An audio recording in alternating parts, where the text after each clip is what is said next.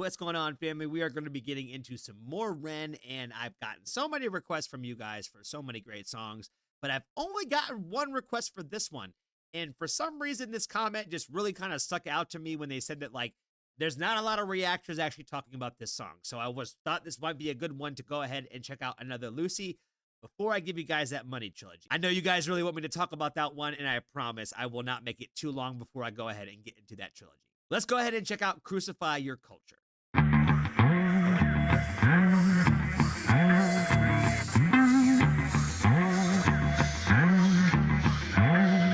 murderer's mind, born into a murderous time, where right or wrong is a blurred line, hard to define. For greed is poison the well, we all drink from the chalice. It's a long way down into the rabbit hole, Alice. Now I crucify your culture, burn down. Okay, that makes sense. Was why you guys told me it's a long way down the rabbit hole, Alice. It was a reference to a Ren song. Now I crucify your culture, burn down. The old up religion of consumerism picks us up like vultures, takes us for punks. They say jump, we jump. It's the same if it's Bush or Obama or Trump. I'm not buying into a 1, 2, 3 party system. I rise against them illusions of choice. Take our voice or take back your rigged election system. Deficit represent nobody but your money. Funny how you keep them sweet, honey. Shepherds and the sheep, dummy. Someday they'll find a way to sell my views, like they sold the concept of freedom to you. They sold the voice of Huxley, of Orwell, Guevara, Dalai Lama. Now they're all just a product to you. And now you care more about your new shoes, the loose screws and minds of politicians that abuse truths to shape you, break you. Consumerism breaks you until your thoughts that end you. They make you wanna hate you, so you keep buying. Corporation buying, defying fraudulent liars and burning empires. Tap into the telephone wires and history's biased. It glorifies and justifies our evil. It justifies the wars that rain destruction upon people. Every single human born equal. They treat you like an asset, not a human, man. It's see-through. Slavery through debt. You think that mortgage is to help you? Bills stacking high, killing dreams. Money maims you, lying tames you. The land of the free, irony. A hierarchy, folks, education kills the fire in me. Still I stand strong like two towers that were knocked down by greedy men's thirst for power and now greed. Greed. Oh boy, oh boy, oh boy, oh boy, oh boy. He's saying 9/11 was an inside job. I am not the guy to try to get political, and I am going to do my best to try to make sure that, like, I don't get as political as possible. I try to speak in more just factual, like, this is just the way that the world spins kind of things when it comes to these subjects. And whether or not that you believe that 9/11 was an inside job, the facts of the matter is that a war started because of that, and a lot of money was made and it was generated because of that war. That Ren pretty much is saying that, like, you know, wars get generated, people die, all for profit, greed, some way, somehow. Like he said, it doesn't matter if it's Bush, it doesn't matter if it's Obama, it doesn't matter if it's Trump, and it doesn't matter with this upcoming election, whoever gets elected for the next cycle in America, it's going to be the same story. I don't know why anybody thinks that just one party is different than the other. They're both the same. They're all in it for their own benefit and greed for whatever their party is looking to make money off of. That's the whole concept right there that I think that people don't understand is one side, these are the businesses that they make money off of, and the other side, these are the businesses that they make money off of. And sometimes they cross-populate. And that's what the idea of crossing the aisle really means is, how can we both make money here? It is never really for the benefit of the actual people. How many elections and how many presidents does it have to take for you to finally understand that this is just a revolving cycle of the same thing that we've been going through since the beginning of the history of our country? He made a comment in there about someday they'll find a day to sell my views the same way that they sold freedom to you. Oh my God. Oh my God. I should be defending this as an American, but I have to say, he's not lying. He's not, the outside perspective is not lying about this one. Like, the idea of freedom is like it's like a foggy concept, right? Like, it looks like you are free to make your own decisions. But at the end of the day, do we not still live like in a police state? Are there not like millions of laws? Are you free to just do whatever you want and go wherever you want, whenever you want to? Like, I don't think so. Americans stand on certain principles like the idea of freedoms of speech and stuff like that, where I think that obviously those things we still are very much true on is, yeah, you're not going to go to jail for anything that you say. But you will get canceled. You will lose jobs. Is that still a form of control? Is that still freedom? Just really, really diving into the idea of the overall corporate greed and how politics, especially in the United States, really ties into that and the idea of capitalism. Like that is, I kind of feel like where like the ultimate like misunderstanding I think of the idea of freedom is as long as we're living in a capitalistic society, the businesses are really going to decide what is illegal and not illegal. The government makes those things happen, but at the end of the day, if it ain't going to make money or if it is going to make money, that's how we tailor our laws. Cannabis, right there. Just open door about cannabis in America. Is it federally legal? No. Is it legal in like half of our states? Yes. Why is it illegal in one but not in another? Because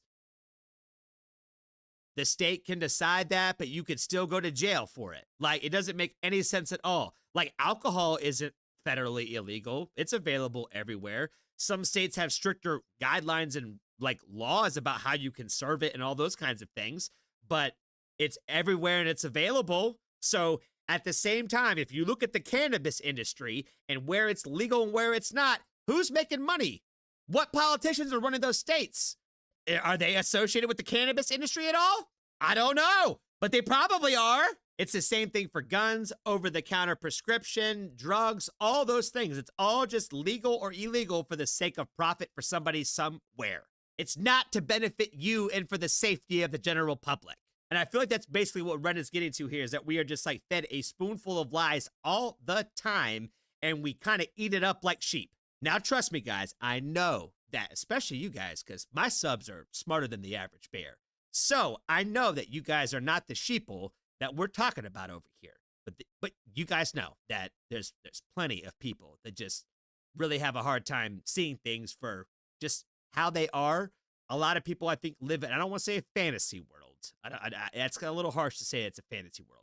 But a lot of people live in a world of like their own reality, of the way that they see the world, not the way that the world is really spinning. Does that make sense? I can name people in my own family that I feel are victims of this. Like when they talk about certain things that are like problems in the overall United States of America, I'm like, well, how would you know if you've never been there, or if you don't know anybody that's from there? Do you know what that experience is like? Have you seen it? Have you felt it yourself?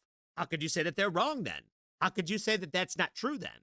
How could you say that people are just making up those lies then? Telling lies consistently, all of them, different people who don't know each other, just telling the same story over and over again, but they got it wrong.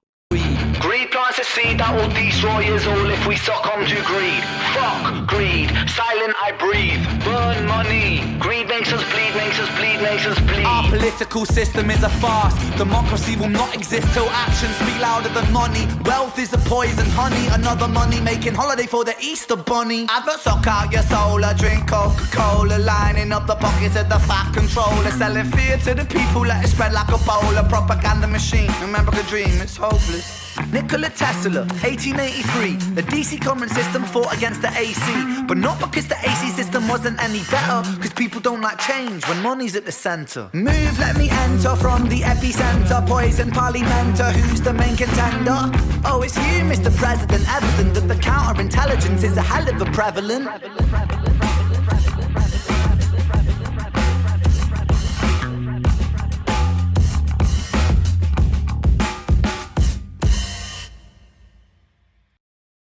I could definitely understand why a lot of American reactors probably didn't want to talk about this, because, you know, it's somebody from outside of the U.S. talking about American situations, and we tend to be very protective of our country, and we have a lot of pride in being Americans, and I do. I fought for this damn country 2 different times, man. I went on 2 different deployments, so you can't say that I'm not an American and I'm not a patriot. And I don't love my country, because I definitely served my time. I served my time every single day of my life. Thank you, PTSD. Like I mentioned earlier, guys, I don't disagree with pretty much everything that he was saying. Like I don't really feel like he is fabricating truths, that he is extending truths. He's just kind of giving you more or less the key factors, especially from an outsider's perspective of like, when you look at the overall American society and all the things that we stand for and the things that we do and all these kinds of things and the things that our country actually does, I feel like there's always room to basically cause us to be hypocrites sometimes.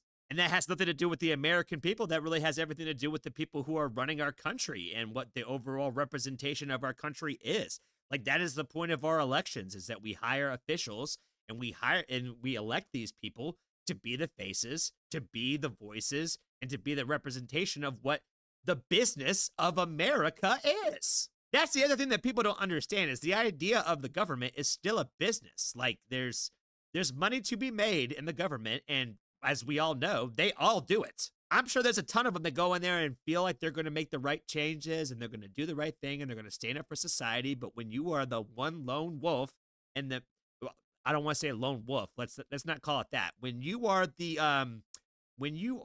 sheep in the room full of a bunch of wolves, it's really hard to get those wolves to stop acting like wolves. They got a lot sharper teeth, they're a lot bigger, they're a lot stronger, and they've been here a lot longer than you have, sheep. And you better just go ahead and get back into your playpen before we just go ahead and just take you out of here. Overall, I really like the song a lot. It gave me like Red Hot Chili Peppers meets Rage Against the Machine with like a little bit of a taste of a Beastie Boy vibe to me. I really like the fact that this song is not overly aggressive, because a lot of songs that tend to be more political statement songs tend to be very aggressive, and people don't like aggressive messages. Like, trust me, I'm a fan of the screamy scream. I like the screamy screams, but at the end of the day, I don't like pushy messages that are screamy screams. So, like, you know, that's what I think Rage Against the Machine was like it was something that was, we are at a point in society that we have no choice but to scream in order for you to pay attention. And I feel like that's what made them so revolutionary. The fact that Ren doesn't have to do that is a testament to Rage Against the Machine, that he is able to use his voice more in a calm way and a more palatable way, while just spitting the exact same kind of visceral message that people need to hear. That they'll never hear it. The people who need to hear the message are never going to hear it. It's those of us who already understand the message that we understand, like, hey, this is relatable. This is something that other people should understand because it's important too. But like I said, it's really difficult to change people's minds and people's hearts, especially on a lot of things when it comes to their political standings. It's one of those things that I think that it's as difficult to change somebody's mind about politics as it is to change somebody's mind about the religion that they believe. At the end of the day, I think the overall message that I would want you to take away from an idea of a song like this is, despite our differences, we are human and we aren't that different. And like Ren said in his, 1 million subscriber video, just treat other people with respect. You don't have to have the same opinions. You don't have to have the same beliefs, but you should respect that other people believe so strongly in their beliefs, and they're not wrong just because it's different than yours. I appreciate you so much for hanging out with me today, and if you haven't joined the Foxtrot family, there's always room for you. Until next time, I appreciate you for watching.